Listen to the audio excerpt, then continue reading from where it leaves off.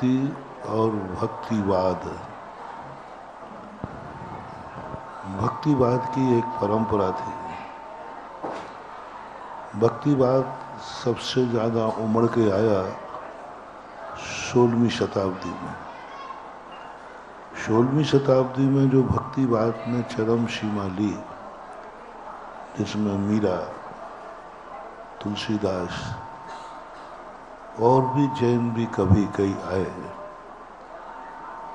और वो भक्तिवाद से प्रभावित हुए। लेकिन जैन दर्शन भक्ति को स्वीकार करता है। भक्ति और भक्तिवाद में अंतर क्या है, ये समझ लें। ये समझने से हमें भक्ति की सिद्धि हो जाएगी। भक्तिवाद का अर्थ होता है भगवान से कुछ लेना, भगवान हमारे काम आवे, भगवान हमारे लिए मिट जाए, भगवान हमारे लिए बर्बाद हो जाए, भगवान हमारे लिए अपमान सहन करे, मेरे लिए सब कुछ, जो कुछ भी करना है सब मेरे लिए करे, जैसे लोगों का भाव होता है। बड़ों के प्रति हमने विगत प्रश्नों में भी कहा था, जब जब तुम्हें ये भाव आए कि बड़े लोग मेरे काम आएंगे, समझ लेना आप कभी बड़ों को जीत नहीं पाओगे। उनका आशीर्वाद तुम्हें कभी फलेगा नहीं, कभी नहीं फलेगा। बड़ों से हमें कुछ मिल जाएगा, ये भाव आओगे तो कंगाल और हो जाओगे। बड़े मेरी रक्षा करेंगे, ये भाव यदि आया तुम असुरक्षित हो जाओगे। हमने दुर्योधन का उदाहरण दिया था। ये दुर्गुण दुर्योधन के अंदर था। परिणाम ये निकला कि स्वयं भी नाश हो गया और बड़ों का भी नाश कर दिया।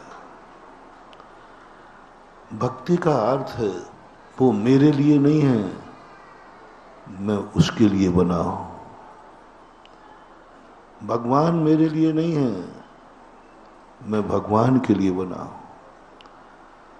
भगवान मेरी रक्षा नहीं, मैं भगवान की रक्षा करूंगा। भगवान मेरे बॉडीगार्ड नहीं, मैं भगवान का बॉडीगार्ड बनूंगा।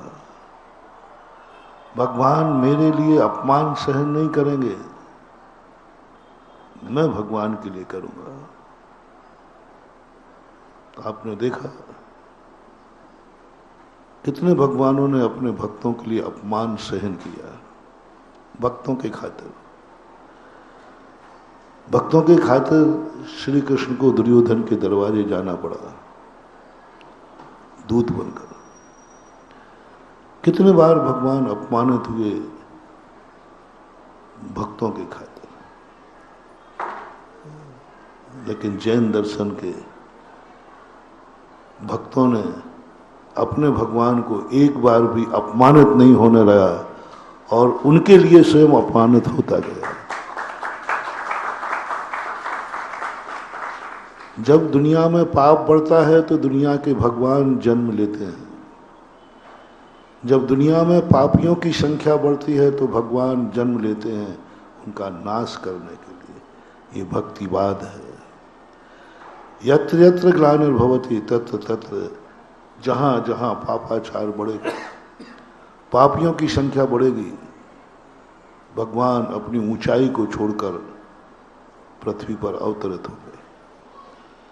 भगवान अपने उच्च सिंहासन को छोड़कर नीचे आएंगे, अपने पवित्र स्थान को छोड़कर मृत लोक में आएंगे, अपने पवित्र भेष को छोड़कर के नाना भेष धारण करेंगे।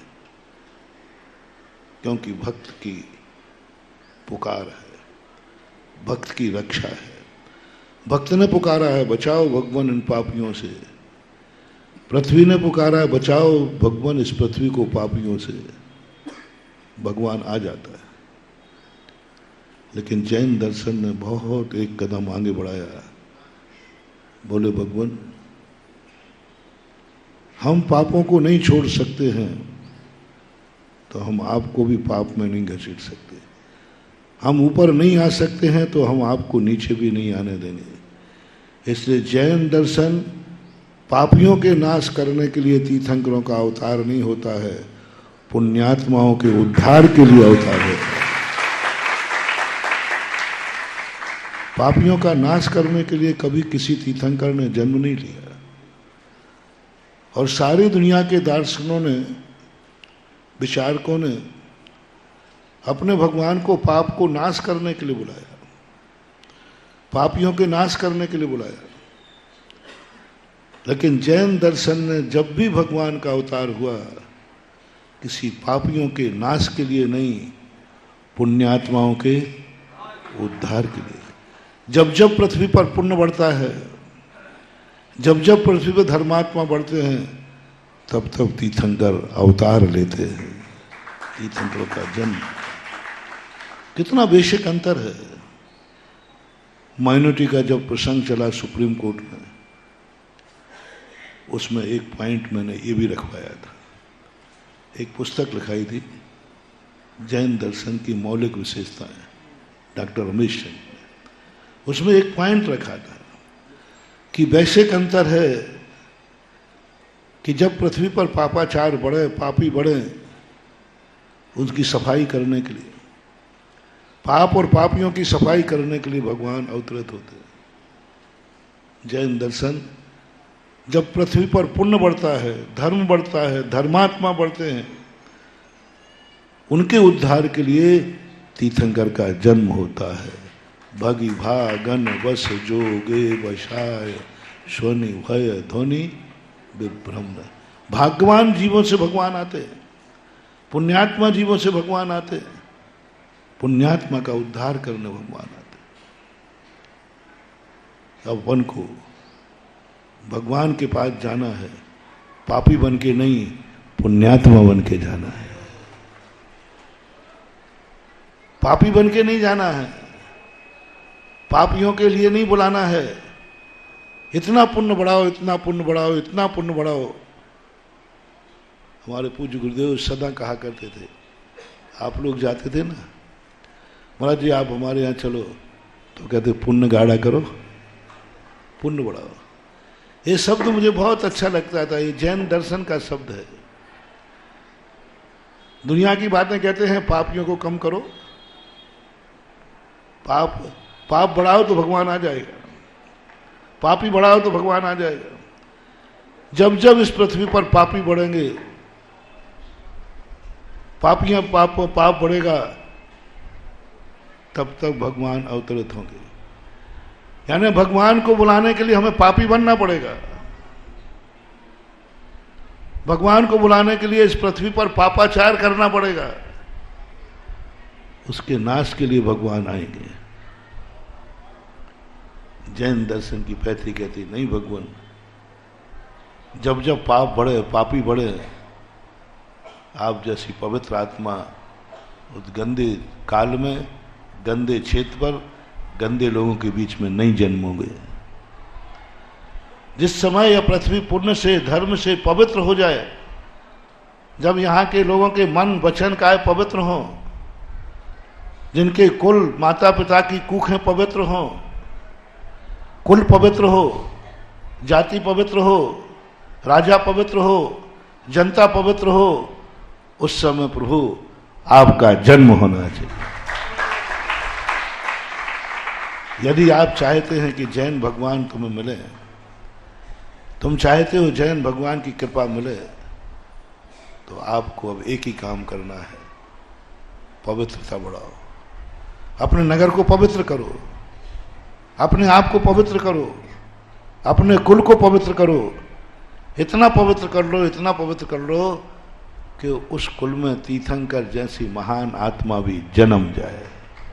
पवित्र करना है, भगवान को बुलाने की जरूरत नहीं, क्योंकि जब पवित्रता बढ़ेगी महान आत्माएं जरूर आएंगी। इसलिए जैन दर्शन को भक्ति समझो, जैन जन के भगवान को समझो। भगवान गंदगी से प्रभावित नहीं होते हैं, भगवान अच्छाइयों से प्रभावित होते हैं। गंदे लोगों का उद्धार नहीं, अच्छे लोगों का उद्धार करना है। यदि जैन दर्शन के अनुसार आपको उद्धार करना है तो तुम्हें अच्छा बनना पड़ेगा। और भगवान के लिए तुम्हें सब कुछ मिटाना पड़ेगा, सब कुछ मिटाना पड़ेगा। भगवान तुम्हारे लिए नहीं झुकेंगे, तुम भगवान के लिए झुकोगे। तुम्हारे कारण से भगवान की हंसी ना हो, भगवान के कारण तुम्हारी हंसी हो जाए। अल्पस सुतम सुत बताम परिहास धाम। भक्त कह रहा भगवान मेरी हंसी उड़ेगी, तो मैं से तो दुनिया में हंसी उड़ती रहती है, ना जाने कितने पापों को कितने गंदे कार्य करके मेरी हंसी हुई। एक बार आपके नाम लेने से मेरी हंसी उड़ जाए तो मैं तैयार हूं। मैं तो वैसे ही निंदा का पात्र हूं, मेरी तो पग पग पे हंसी उड़ती है, लेकिन एक बार आपका नाम लेने के लिए, आपकी भक्ति के लिए यदि मेरी हंसी उड़ती है तो मेरे अभाग्य हैं कि मैं भगवान को मत मिटने दो अपने लिए। भगवान से कुछ चाहिए नहीं, हमें सब कुछ मिटा देना है तुम्हें।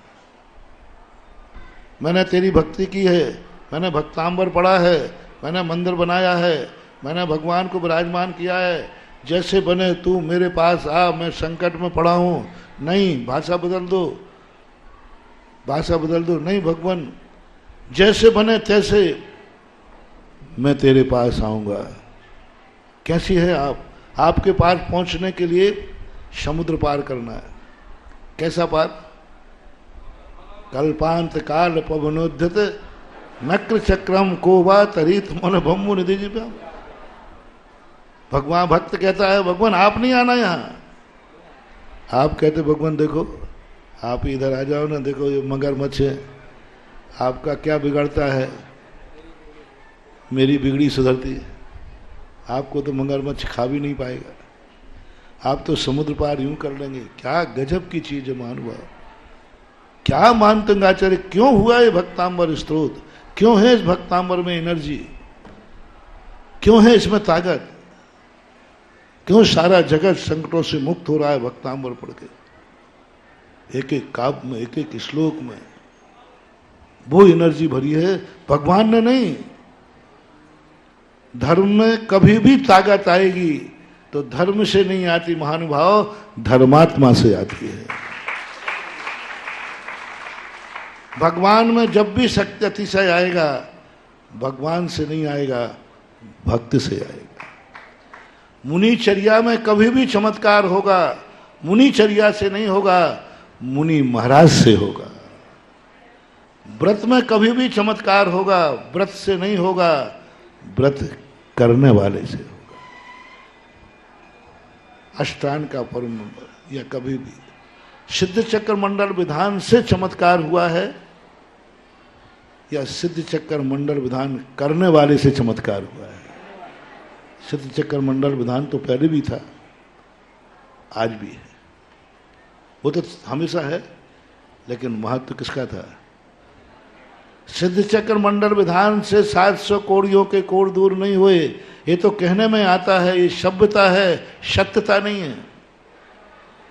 ये ऐसा ही झूठ है जैसे आप कहते हो भगवान ये मकान आपका ही है, ये दुकान आपकी ही है, ये सत्य नहीं है। ये ऐसे ही झूठ है जो कहते हैं कि मैं चावल बीन रही हूं, चावल कोई बीनता नहीं है, कंकड़ बीनते।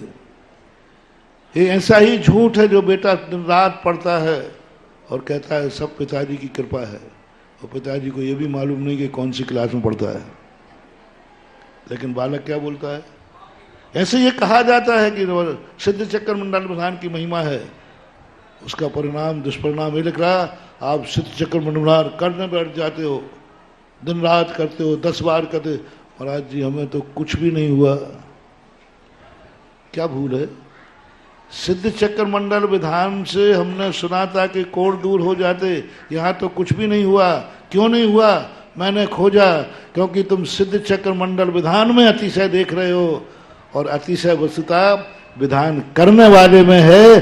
तो मैना सुंदरी बन करके करो, आज भी चमत्कार। भक्तांबर में अतिशय नहीं है, पढ़ने वाले में,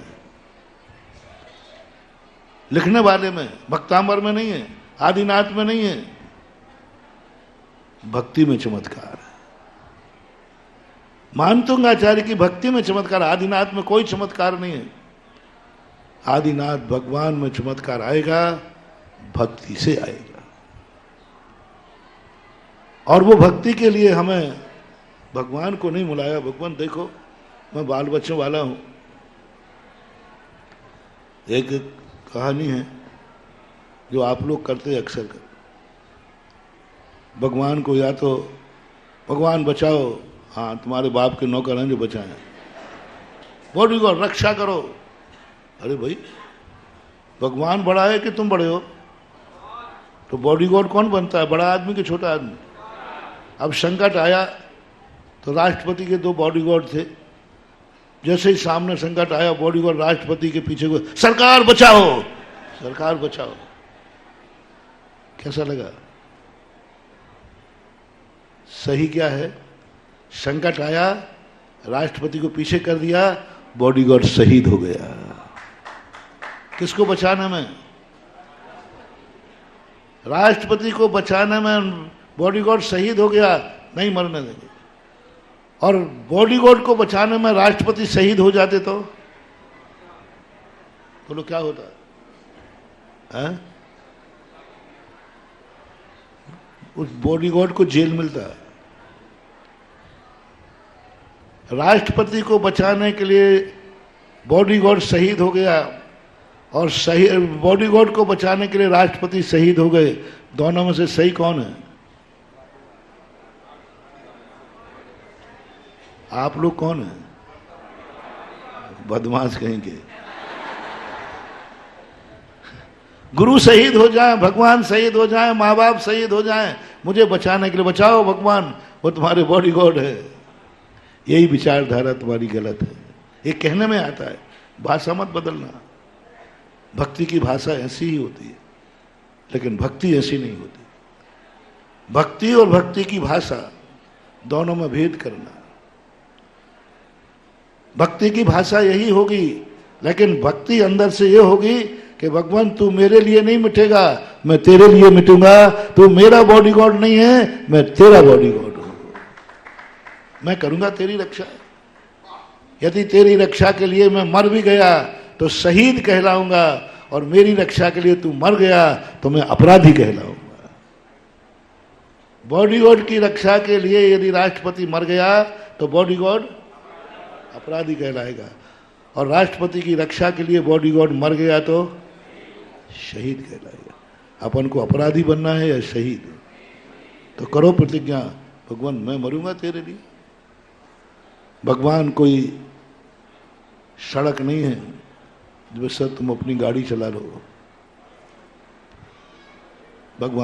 भगवान कोई ड्राइवर नहीं है जो तुम्हारी गाड़ी। भगवान मैंने तो भंवर में नैया डाल रही तेरे भरोसे।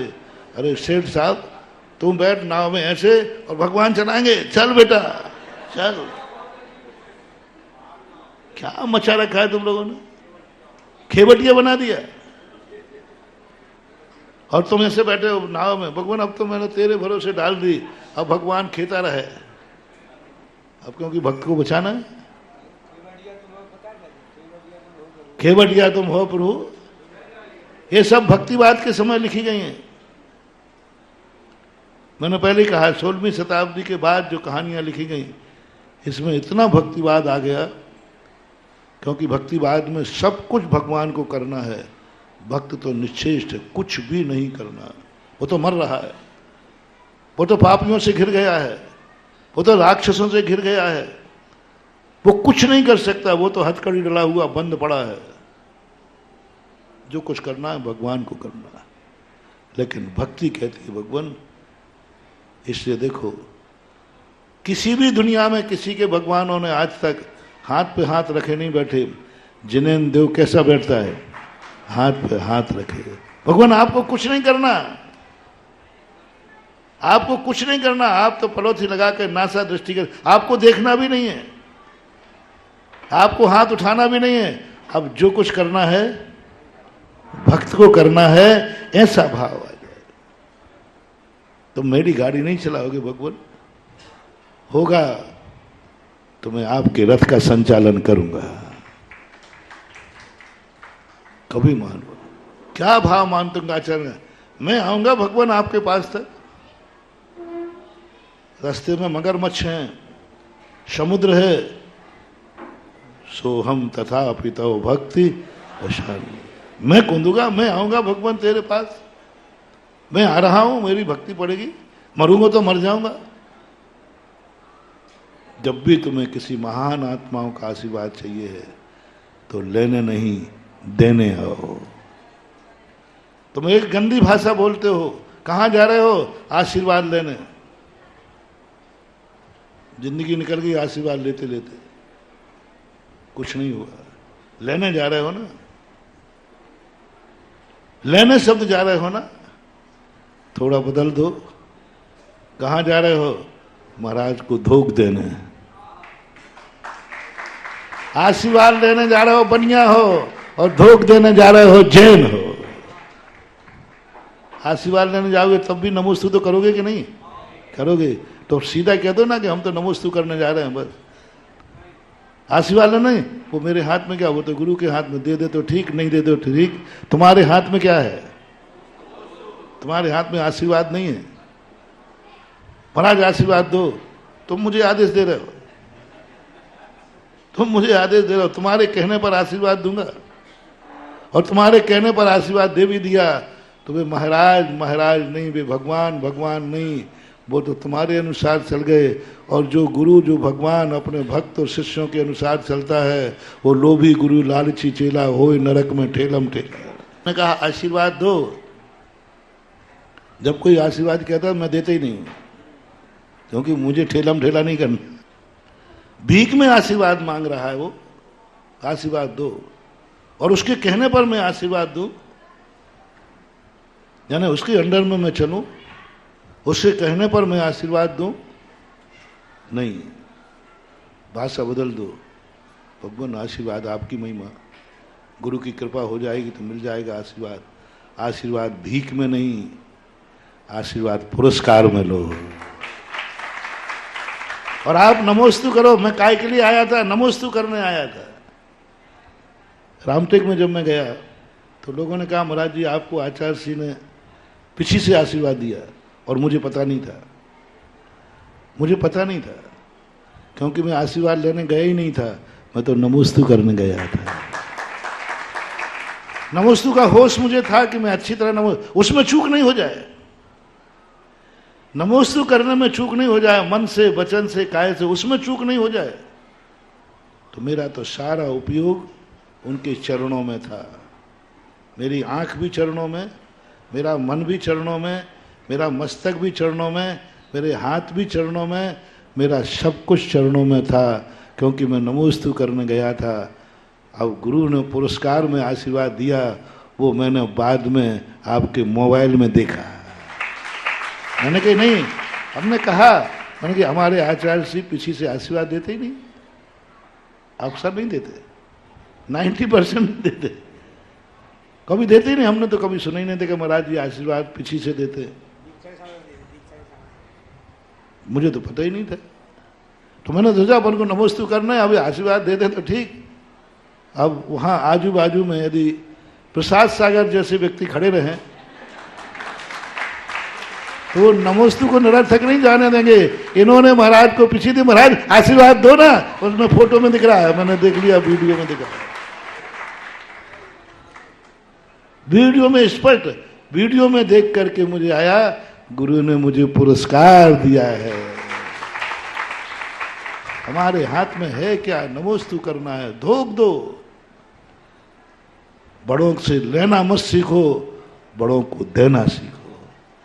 हमें बड़ों से क्या मिला है ये सोच खत्म करो, मैंने बड़ों को क्या दिया है ये सोच चालू करो। माँ बाप से हमें क्या मिला है ये मत सोचो, मैंने माँ बाप को क्या दिया है। भगवान ने हमें क्या दिया है ये मत सोचो, भगवान को हमने क्या दिया है। गुरु से हमें क्या मिला है ये नहीं सोचना है, मैंने गुरु को क्या दिया। गुरु को मेरे से क्या मिला? अपन लोग क्या करते, गुरु से मुझे क्या मिला? इतना अभिषेक कर रहे, इतना पूजा कर रहे, क्या मिला? नहीं सोचो, आज से सोचना मुझे गुरु ने इतना दिया, मेरे से गुरु को क्या मिला? मुझे उन्होंने दीक्षा दी, मेरे से उनको क्या मिला? उन्होंने मुझे आशीर्वाद दिया, मैंने उनको क्या दिया? उन्होंने मुझे पढ़ाया, मैंने उनको क्या दिया? ये पश्चाताप होना चाहिए। मैं माता पिता को क्या दे पाया? सुनो, माता पिताओं का आशीर्वाद की सिद्धि। माता पिता ने मुझे जन्म दिया, माँ ने 9 महीने कष्ट उठाए, मेरी गंदगी साफ की, मेरे कपड़े धोए, मुझे पढ़ाया लिखाया। ओ छोकरों, ओ छोरियों, कान खोल के सुनो, 1 मिनट आज चिंतन करना, मोटिवेशन। माँ बाप ने क्या क्या दिया है उसकी एक तरफ लिस्ट बना लेना। जब से तुम गर्भ में आए हो, माँ ने तुम्हें क्या दिया?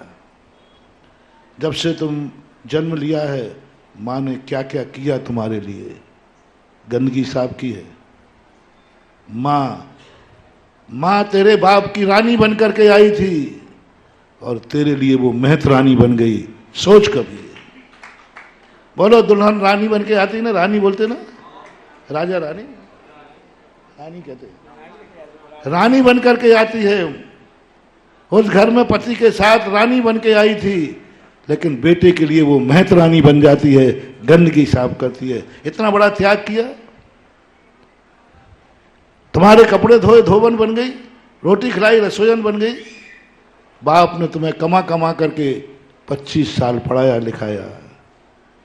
ये डेविड मैंने बता दिया। अब एक और बता दे, तूने माँ बाप को क्या किया? क्या तूने मम्मी की गंदी साड़ी साफ की कभी?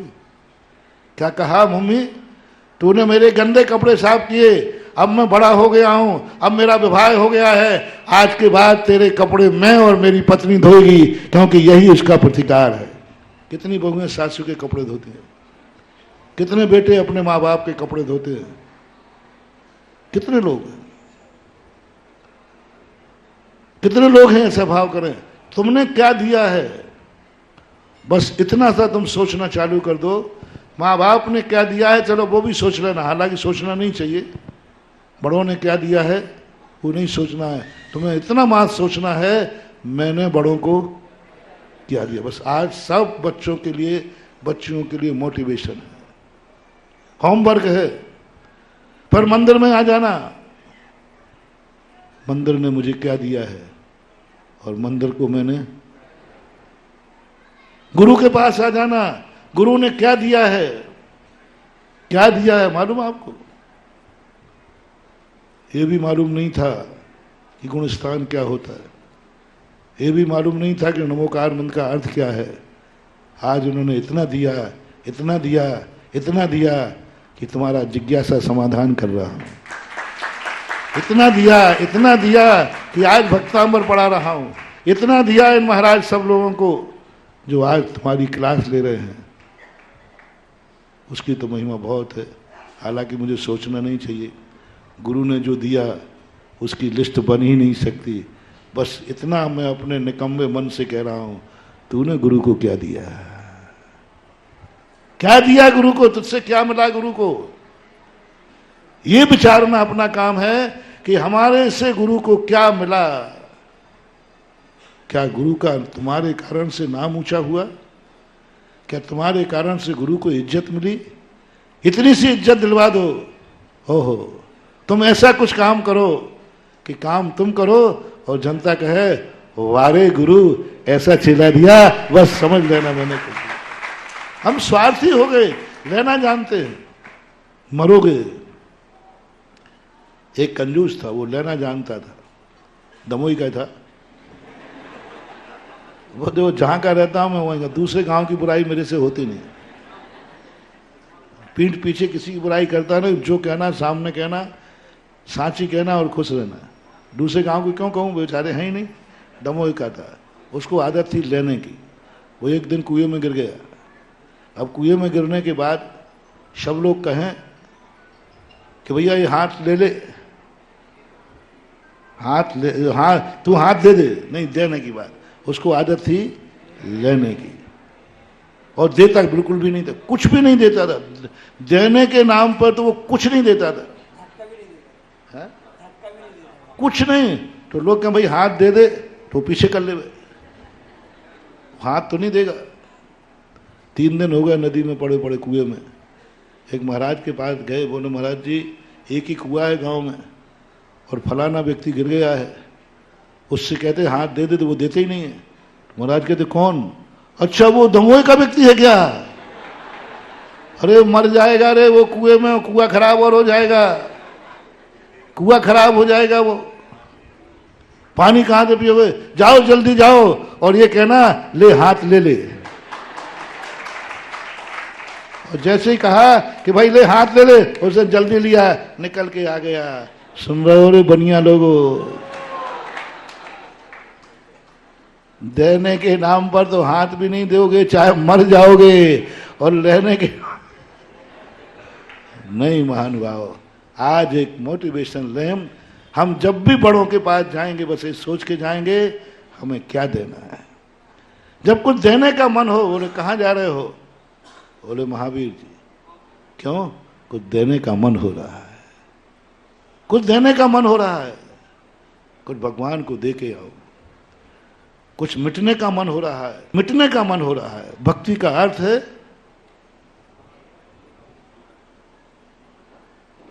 बचना नहीं, मिटना। मिटने का मन हो रहा है।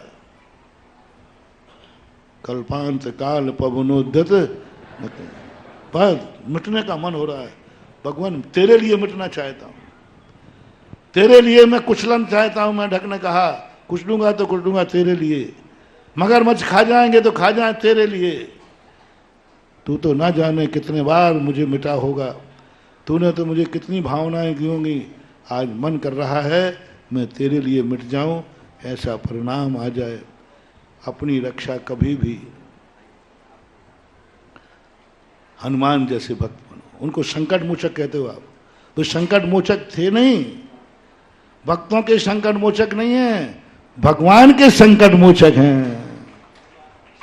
पूरी जिंदगी में एक बार भी हनुमान जी ने रामचंद्र जी से अपनी रक्षा नहीं कराई, एक संकट दूर नहीं कराया। और हनुमान जी ने सारे संकट,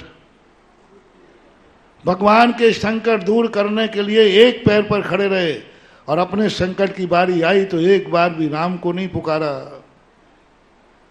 राम को एक बार भी नहीं। रावण ने बंदी बना लिया हनुमान को, राम को नहीं बुलाया, रामचंद्र जी आओ मुझे बचाओ। और जब लक्ष्मण पर संकट आया तो महान स्वयं कैलाश पर्वत उठा के लेके आ गए वैष्णव दर्शन। क्या है ये सब? पूरे भगवान के लिए मर गए वो, पूरी जिंदगी भर भगवान की रक्षा करते रहे, अपने आराध्य की। तो तुम्हें आज ऐसा भाव करना है, 6 श्लोकों में से, काश मैं मर सकूं भगवान तेरे लिए, काश मैं सब कुछ दे सकूं तेरे लिए, काश मेरी जिंदगी का एक एक क्षण तेरे काम आ सके, काश मैं तेरी रक्षा के लिए शहीद हो सकूं, ये मेरा सौभाग्य होगा। ये कला भगवान के 5वें और 6वें श्लोक से सीखना, 4था श्लोक भी शामिल करना। अब देखना कैसे आते हैं, लेकिन अब मांगना भी सीख लो, अब संकट दूर करवाना भी सीख लो। कराएंगे संकट दूर, भक्तांबर तो वैसे ही संकट मोचक है, लेकिन कला देखो। त्वत् संस्तवेन,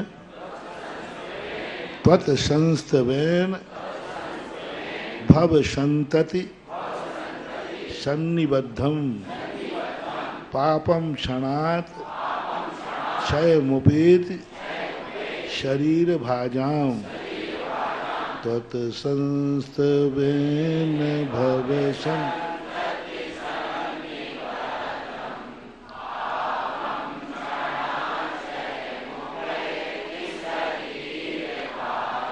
आक्रांत लोक मलिनील मशेष माशु सूर्यांशु भिन्न मेव शार्वर मंधकारम आक्रांत लोक मलिनी।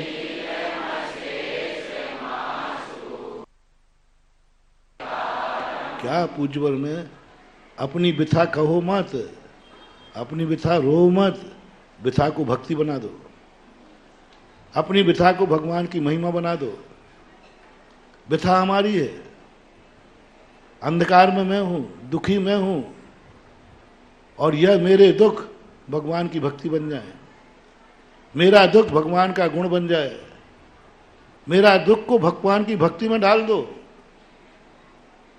मांगो मत भगवान मैं अंधकार में हूं, मैं दुखी हूं, जन्म जन्म से मैंने पाप किए हैं, आप मेरी जमानत ले लो, आप इन पापों से मुक्त कराओ।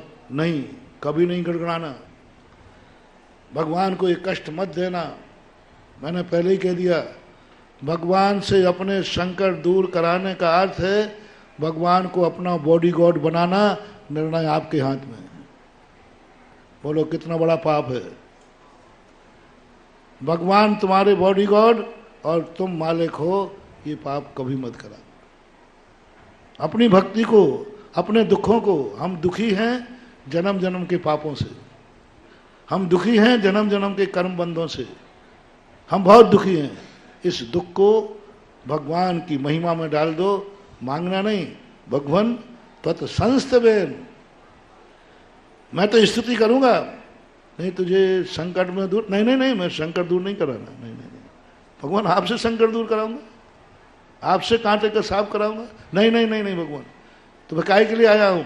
मैं तो आपकी स्तुति करने आया हूं, और मुझे मालूम है कि आपके स्तवन में भव संतति सन्निबद्धम पापम क्षणात, जन्म जन्म के किए हुए पाप आपकी भक्ति से तुरंत नष्ट हो जाते हैं। अब देख लेना, कर दो, मेरे पापों का कर दो, गलत हो गया, आदेश हो जाते हैं।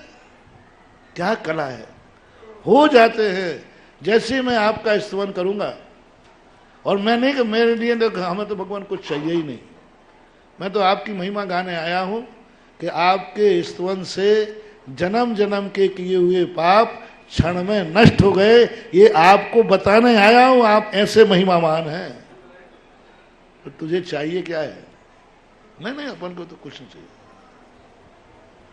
हम तो स्तुति करने आए। इतनी कलाकारी से मांगो महानुभाव कि भिखारी मत बनो और सब कुछ तुम्हें मिल जाए। हम तो स्तुति करने आए हैं, तुम जाते हो संकट दूर करने, तुम जाते हो आशीर्वाद लेने, और तुम जाओ मात्र भक्ति करने। और भक्ति की महिमा देखो क्या गजब की पूज्यवर ने कही, त्वत् संस्तवेन भव संतति सन्निबद्धम पापम क्षणात् क्षयमुपेति शरीर भाजाम। शरीर भाजाम यानी शरीर धारण करने वाले संसारी प्राणी, संसारी प्राणियों के क्षण भर में उपेति, क्षणात् क्षयम उपेति, क्षण भर में, क्षणात् क्षण से, क्षयम उपेति, उपेति यानी प्राप्त हो जाते हैं। शरीरधारियों के लिए, इन संसार के लोगों के सबके संकट दूर हो जाते हैं। ऐसी कला सीखो महानुभाव।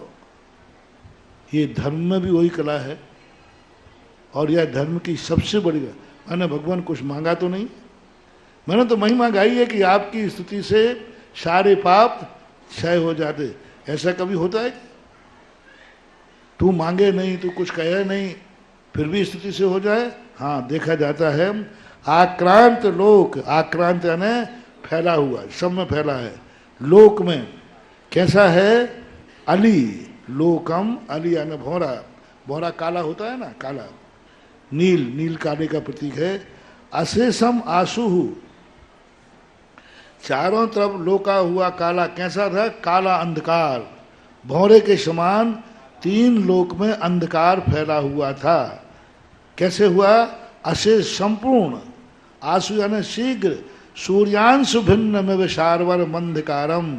सूर्यांशु, सूर्य की किरण निकलते ही रात भर का फैला हुआ अंधकार दूर भाग जाता है। यानी यहां ये कहा गया कि जन्म जन्म के पाप किए हैं तो एक क्षण में कैसे कट जाएंगे। कितना बढ़िया उदाहरण दिया। अंधकार कितनी देर का था? रात भर का अंधकार था, और कितने जल्दी छट गया? सूर्य की किरण क्षणात सब में। ऐसे ही भगवान जन्म जन्म के पाप अंधकार मेरे में हैं, मैं जैसे ही आपकी स्तुति करूंगा क्षण भर में नष्ट हो जाएंगे, जैसे अंजन छोर। कितना अंजन छोर ने पाप किया था, एक क्षण मात्र में सारे पाप कट के निरंजन बन गया। ये भक्ति करो। तुम तो लाइन और देते हो, भगवान इतने दिन पूजा करते हुए कछु नहीं हुआ, इतने दिन शांति धारा कर ली, 1 लाख रुपया की पैसा और चले गए, हाँ इतनी माला फेर ली, सब कुछ नहीं हुआ, ये कह रहे हो। और यहाँ कहना क्या है कि आपकी भक्ति से क्षण भर में सब कट जाते हैं। नहीं कटे हैं तो मेरी भक्ति में कमी है, मेरी भक्ति के अंदर कमी है, आपकी स्तुति में कमी नहीं है। स्तुयन यानी कहीं ना कहीं से मैं चूक रहा हूँ, ऐसा परिणाम है। भारतीय लोग तो वैसे ही होशियार होते हैं। एक बहुत अच्छा जोक आ गया ध्यान में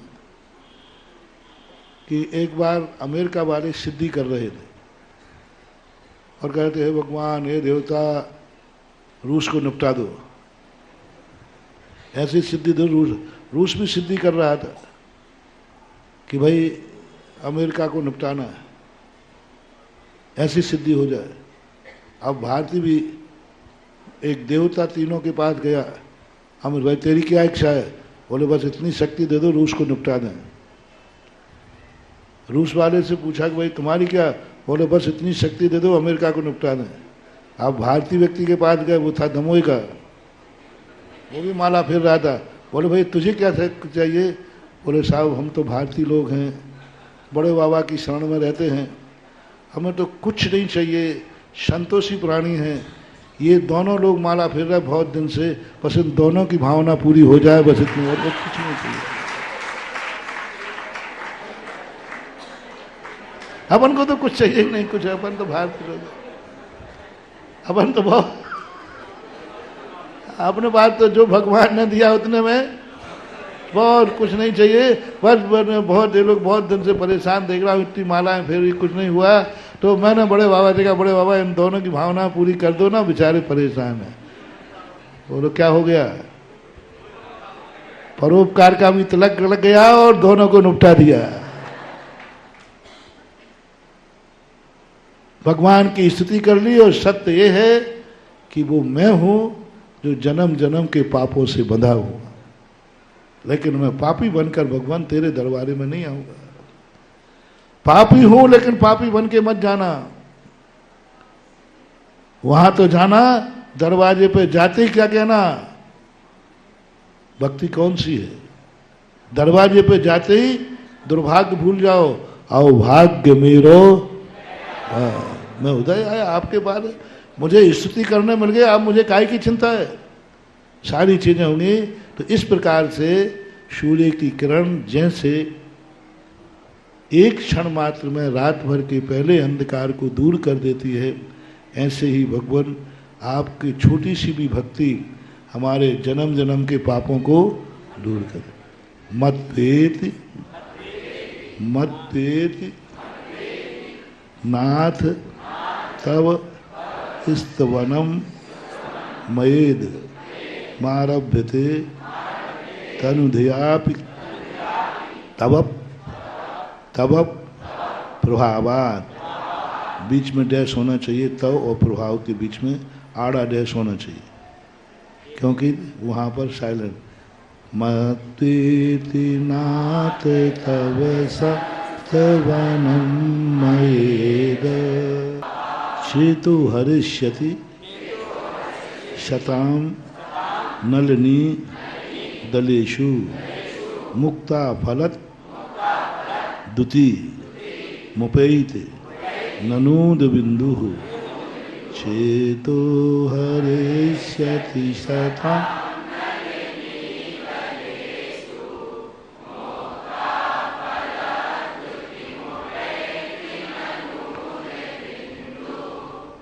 मत्वेति इति मत्वाह, मूल शब्द है वो मत्वा इति ही, मान करके। कैसा मान करके? देखो 7वें नंबर का श्लोक को जोड़ें, कैसा मान करके?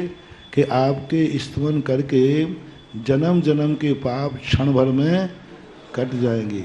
जैसे सूर्य की किरण से रात भर का अंधेरा दूर हो गया। इसलिए ऐसा मान करके ये हमारा विश्वास है कि आप में इतनी महिमा है, तब संस्तवनम मया इदम, मेरे द्वारा यह स्तवन किया जा रहा है। मेरे द्वारा आपका स्तवन इतना बिना प्रयोजन के कर लूंगा मैं? बिना प्रयोजन के कैसे कर लूं? प्रयोजन है, ऐसे थोड़ी कर रहा हूं। आपकी भक्ति ऐसी नहीं करने आया हूं। मैंने आपके स्तवन की महिमा सुनी है और ऐसी महिमा सुन करके मैं तब यानी आपका नाथ यानी हे नाथ, स्तवनम मया इदम, स्तवन को मया यानी मेरे द्वारा, किस स्तवन को? इदम भक्तांबरम, भक्तांबर को। यह जो स्तवन मैं कर रहा हूं मेरे द्वारा, आरभ्यते तनुध्यापि, मैंने प्रारंभ किया है। यह इदम आरभ्यते भक्तांबर स्तोत्रम आरभ्यते तनुध्यापि। तनुध्यापि यानी मैं बुद्धिहीन हूं। बुद्धिहीन नहीं कह रहा यहां पर, अब थोड़ी सी ताकत आ गई है। पहले तो कहा था बुद्धिया बिनापि विविधार्जित, और अब कहते तनुधिया, छोटी सी बुद्धि है। तनु यानी छोटी बुद्धि है। वो छोटी बुद्धि से तभ प्रभावात, इस छोटी बुद्धि से आपका स्तवन मेरे द्वारा आरंभ किया जा रहा है। तो छोटी बुद्धि से छोटा स्रोत होगा नहीं।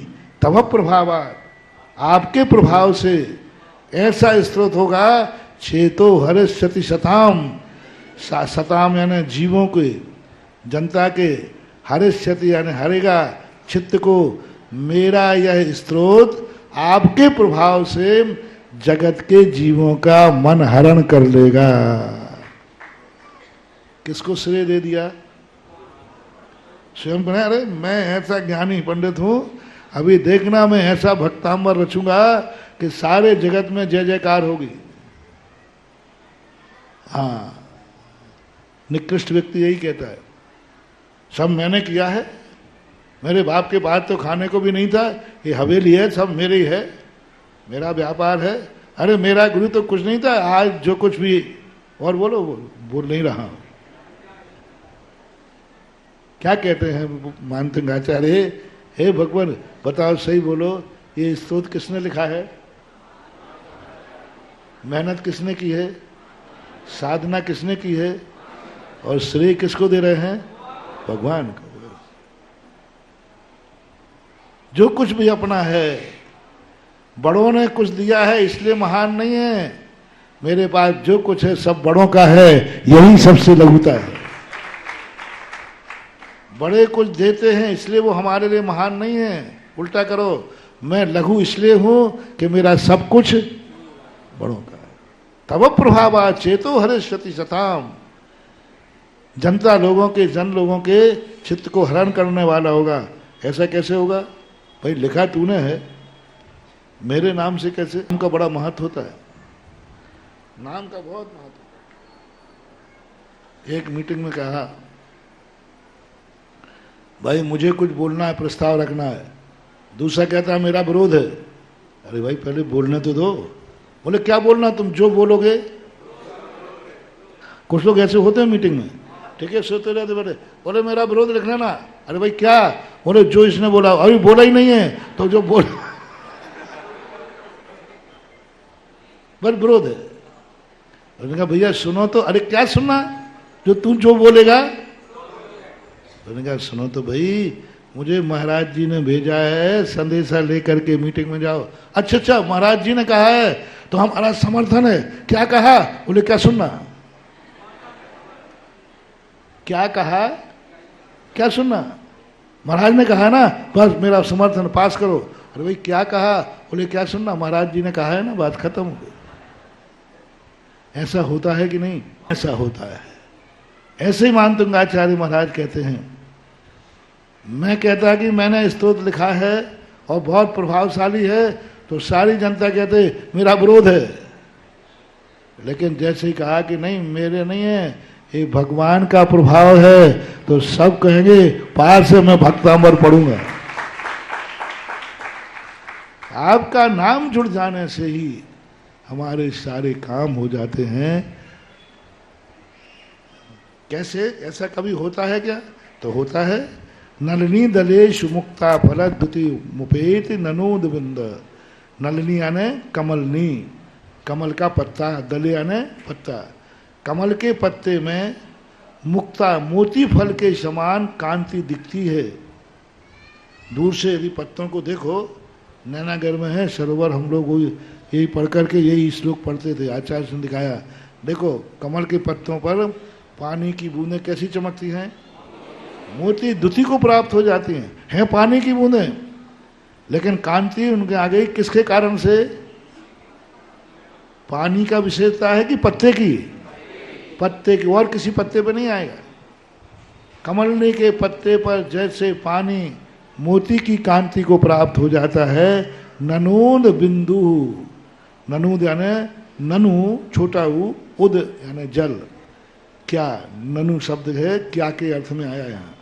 ननु प्रश्नवाचक के अर्थ में आया है।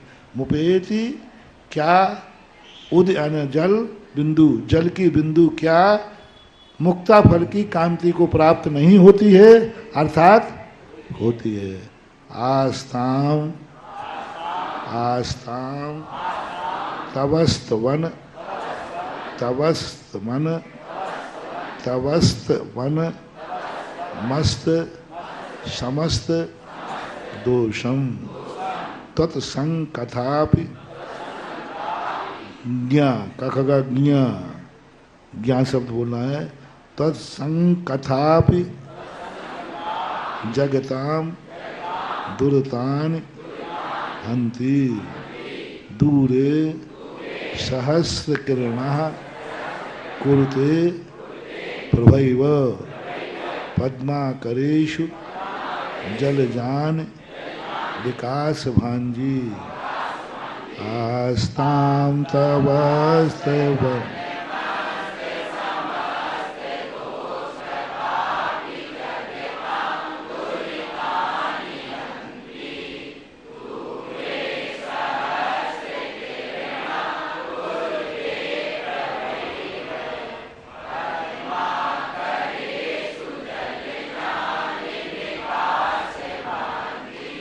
पूज्यवर कह रहे हैं आस्ताम, आस्ताम का अर्थ है यह बात तो बहुत दूर की है।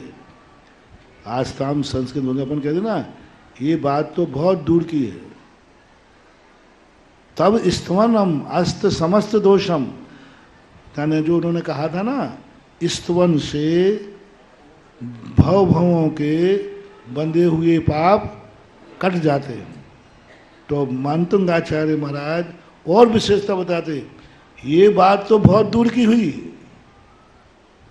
बहुत दूर की है कि आपके स्तवन से समस्त दोष नष्ट हो जाते हैं। एक और चमत्कार है भगवान आप में। देखो भगवान का गुणानुवाद करना, स्तुति करना, ये यहाँ क्यों कहा? ये तो बात दूर की हुई, क्योंकि सामने वाला आरोप लगा सकता है भगवान भी प्रशंसा के भूखे हैं। भगवान की गुणानुवाद करो, चमचागिरी करो। जो नास्तिकवादी होते हैं वे कहते हैं भगवान की चमचागिरी करो, मक्खन पालक लगाओ, उनकी खूब जय जयकार करो तो वे प्रसन्न हो जाते हैं। ये कौन सी बड़ी बात है? इतनी चमचागिरी तो किसी की भी कर लो वही प्रसन्न हो जाता है। ये भक्तिवाद का दोष है। भक्तिवाद के जो आलोचक रहे उन्होंने ये आरोप लगाया है कि भक्तिवाद में भगवान की खूब चमचागिरी करो, उनको खूब बड़ा चढ़ा के बोलो, खूब बढ़िया गाओ, इसलिए वो प्रसन्न होकर कहते हैं जाओ बेटा खुश हूं, मैं प्रसन्न हो गया। इसलिए भगवान की भक्ति चमचागिरी है, मक्खन पालस है, बटरंगबाजी है। ये आरोप मिटाने के लिए पूज्यवर ने देखो किस प्रकार से भक्ति को संभाला है। आस्ताम, अरे तुम क्या बात करते हो? हमने भगवान का गुणानुवाद किया, प्रशंसा की, इसलिए हमारे कार्य हो गए? नहीं, आस्ताम तब स्तवन मस्त समस्त, भगवान के स्तवन से समस्त दोष विपदाएं दूर हो जाती हैं।